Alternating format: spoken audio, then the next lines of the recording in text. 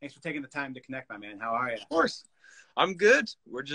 I'm just working on new music down in my studio, and that's about it. I mean, you know what the weather's like here. Absolutely. First question: what soccer jersey? Is that a soccer jersey? What team is that? It is. I'm gonna butcher it. I got it in either Portugal or Spain. Sure. They gave them to us for playing an arena there, which was nice of them. But here's the deal. It's breathable. Yeah. And so I had to take the dog on really long walks every day because she's very energetic. And so, like, in the weather we've been having, I've been wearing a lot of, like, clothing that I just get super sweaty in. So that's like I love a game of football as much as the next, but Sure. mainly it's just out of necessity of heat. Yeah, it was so funny. Quarantine and lockdown in Los Angeles in your house was one thing before this heat wave hit about a week ago, and then it became this whole other thing. I know, it changes. Yeah, absolutely. How have you been? How have you been doing the last couple of weeks? I've been really good. Just making a lot of music. I just finished, like yesterday, I finished the next song I'm going to put out under my own name. And then the week prior, I was doing, stuff for other artists. And then today, Billie and I have been working on a thing. Cool. Yeah. Has there been pressure at this, like to be productive right now? Yeah. I mean, I think here's the deal. Like, when, before this all happened, we were slated to really tour most of the year, which was going to be really fun, but wasn't going to leave us a ton of downtime to make a record, which is something we really want to do. Mm-hmm. And I think I have a feeling right now, during this lull, because California released their 4-phase plan today. Mm-hmm. And we're the very last phase. The phase where you get to go to a arena and see a show is vaccine pharmaceutical phase. Yeah. So I think I'm aware that as soon as that comes to pass, we're going to be busier than we've ever been in our whole lives, because we'll have 2 years at once. We'll have like whatever was already scheduled next year, and then all of this year to make up for. So, I think, yeah, my main pressure is like, all right, if you're going to make an album, it's going to be now, or you're going to get, it's a little bit like building a sand castle in low tide.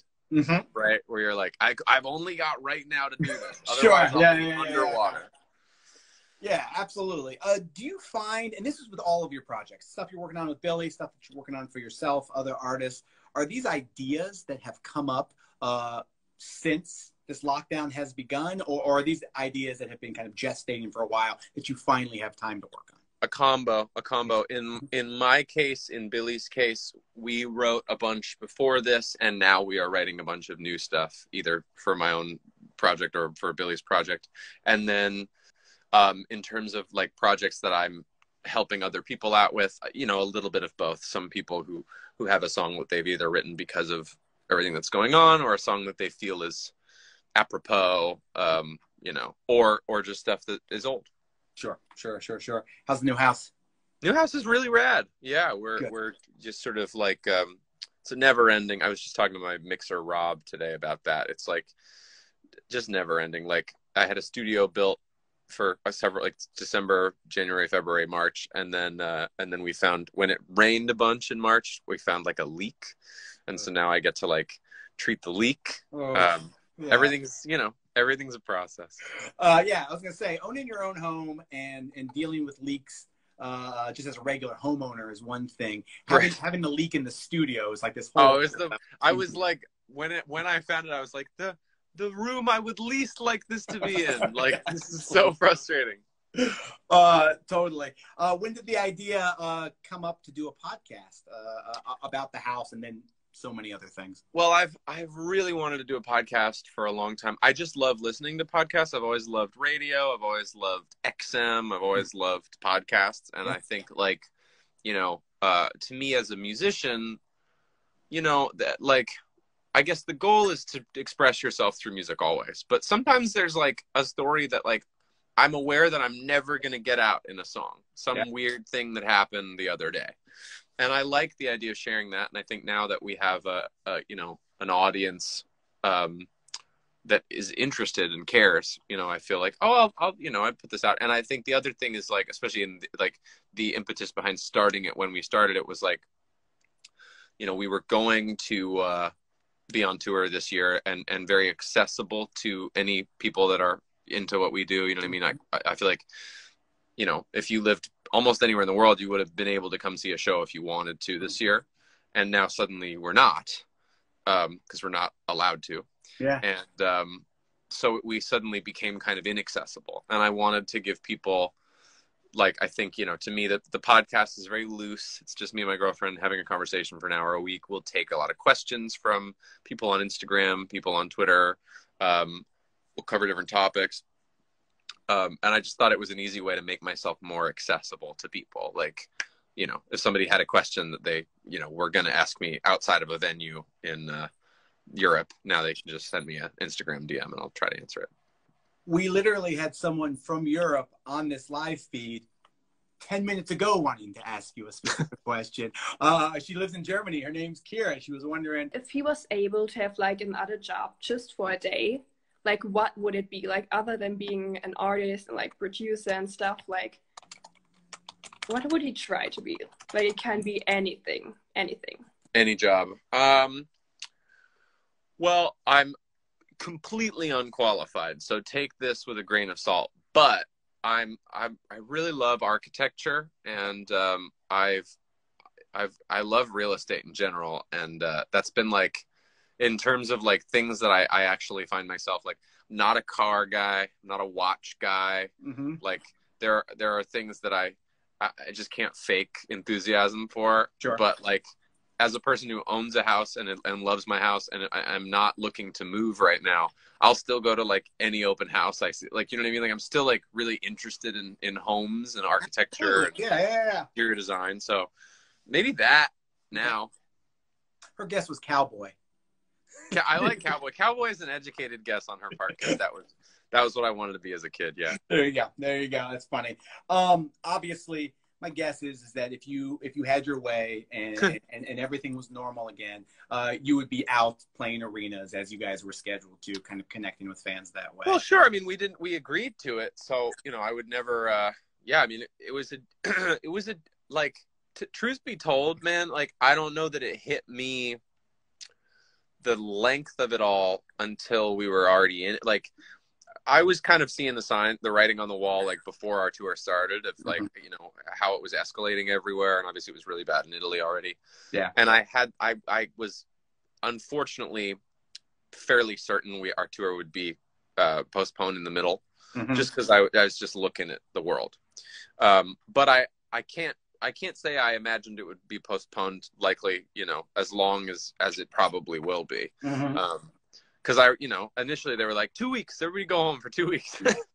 And then it was like, okay, it's going to be until, it was the first day, like April 12th or something. And then it was like, it's going to be April 30th. And then it was like, just kidding, May 15th. And so, like, I think every couple weeks I got a better understanding of like, oh, this is, we're going to settle into this, which was heartbreaking, because I think, you know, when you think something is going to be a shorter term, like, I guess I kind of in my head, when we got pulled off tour, thought, you know, maybe until the summer. Like, that was just naively, I was like, yeah, maybe, you know, maybe. And then obviously, as you can see, like, you know, so many of the festivals in Europe have already postponed or canceled, and Gov Ball is canceled. There, you know, it's like, so all that to be said, yeah, I wish we were able to fulfill our obligations touring, because it's so fun to make people happy.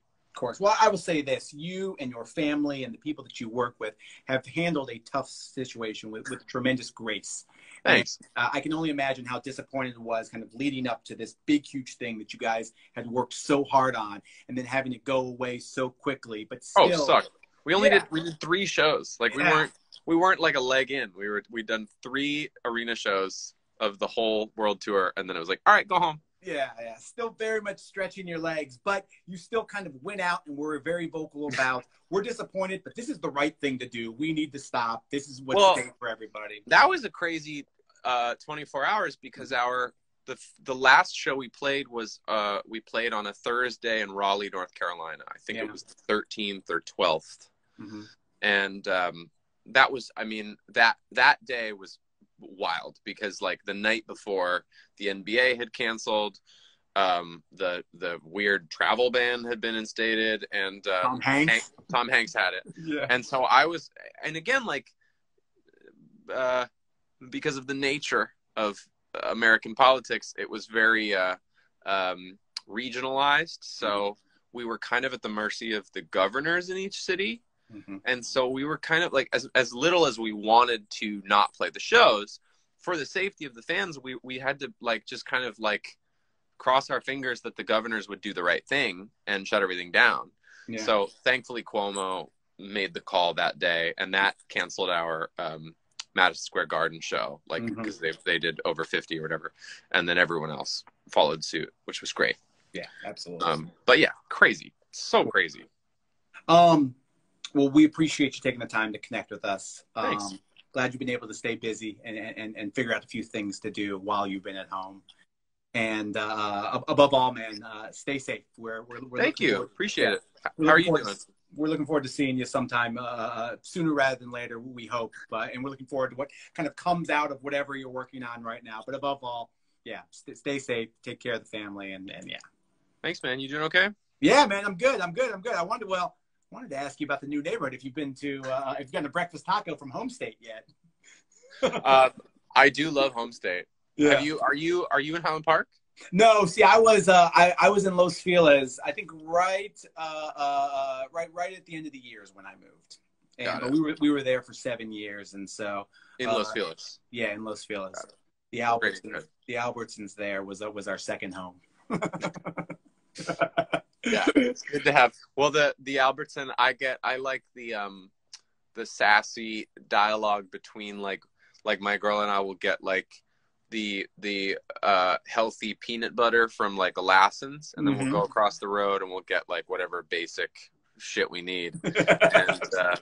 And they're always like, what did we say? They were like, do you need one of these? And I was like, no, we got that. And he's like, oh, I bet you got it at Lassen's. Like they're very like they're like the two rival football teams from the same small town where they exist in the exact same universe, but they rebel.